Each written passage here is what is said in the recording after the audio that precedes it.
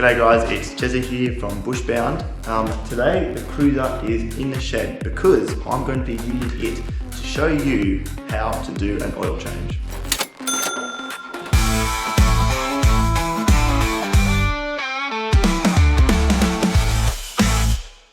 So everything I'm doing today is based on the Haynes repair manual for the Landcruiser.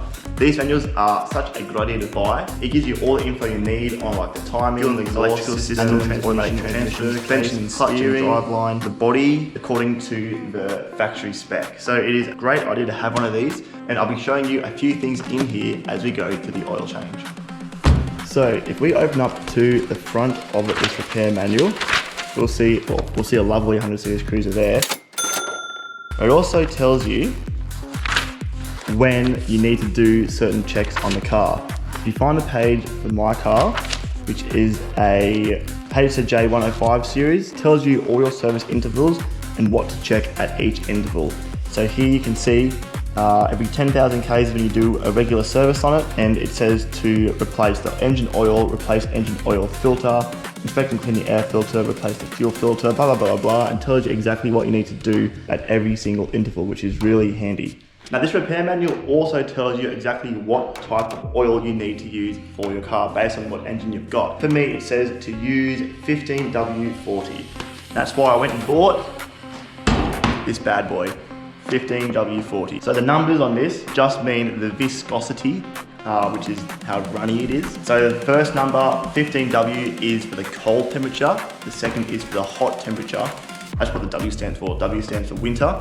So 15W, 15 is the viscosity when it's cold, and 40 is the viscosity when it is warm. The lower the number, the thinner it is. So you want it thicker when it's hot, thinner when it's cold. It was just a quick trip down to my local auto parts store to get this. No matter where you go, they'll have this type because it's very, very common, especially on older vehicles like this one here.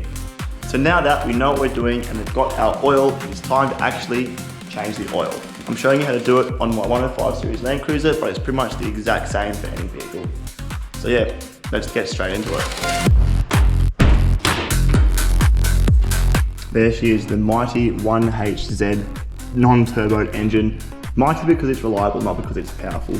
But anyways, on this right-hand side here is where the oil filter is, just down here. There's a dipstick there as well to check the oil level. So before we touch the oil filter though, we're gonna have to drain the old oil out first. So a quick tip before you start is to leave your car running for a little bit, just so that the oil is warmer and a little bit more runny and comes out easier. And also come and take this engine oil cap off so that it also drains out a lot quicker. So once they're done, we can head underneath the car and start draining the oil.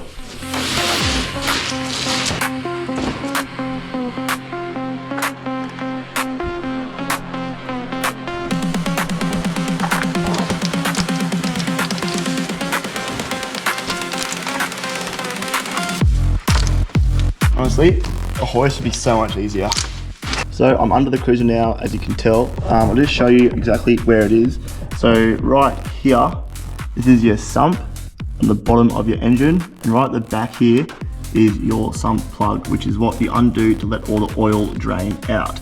So it's located kind of like just behind your back or front wheels in the middle of the car. So undo that.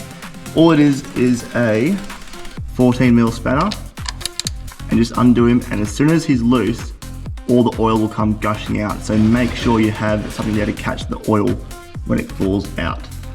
Otherwise you'll get oil everywhere and it will be very funny but also very messy. So gotta come out fast as well, so better be ready.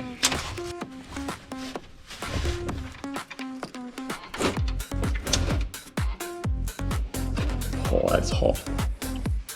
Now these engines hold 9.3 litres with the filter.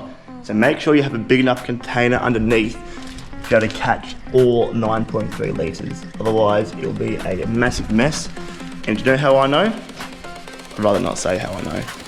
So the sump plug is out. We'll wait for the engine to finish draining all its oil before we put him back in. Now you can buy fresh ones of these to put back in, as well as a fresh washer, but this is already new. I replaced this last service, so I'm gonna keep this one and use it again.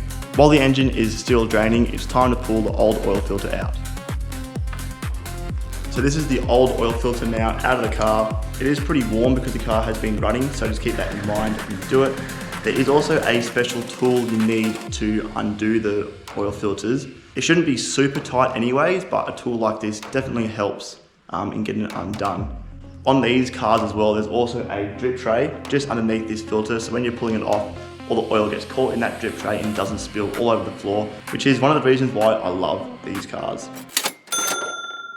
So once your old oil filter is out, you just want to make sure you clean all around here, cleaning your drip tray, clean any old oil off. Also, there's a seal on the oil filters that might get stuck on here. So make sure the old seal is off before you put the new one back on. Before you chuck the new one in though, make sure you write the date and the Ks on it. It's so helpful to know when you've replaced it. Now putting the new filter back on is simple. The instructions are actually written on the side of the filter to make it nice and easy. All you do is you put some oil on this new seal just so it seals properly. Once that's all done, you just tighten them up by hand until she's firm and then turn it another 3/4 of a turn just to make it really go home and stay there. Once this oil filter is back on, all you gotta do is put your sun plug back in, put the fresh oil in from the top, and away you go. Make sure you keep checking your oil level through your dipstick as you top it up to make sure you don't overfill it. That's it guys, that is how to change your oil and oil filter. I did it on the Cruiser, but you can do it on any vehicle, it's all pretty similar. If you have any more questions about the process or any questions about the repair manual, let me know and I can get back to you. Otherwise, thanks for watching and I'll see you out there on the tracks.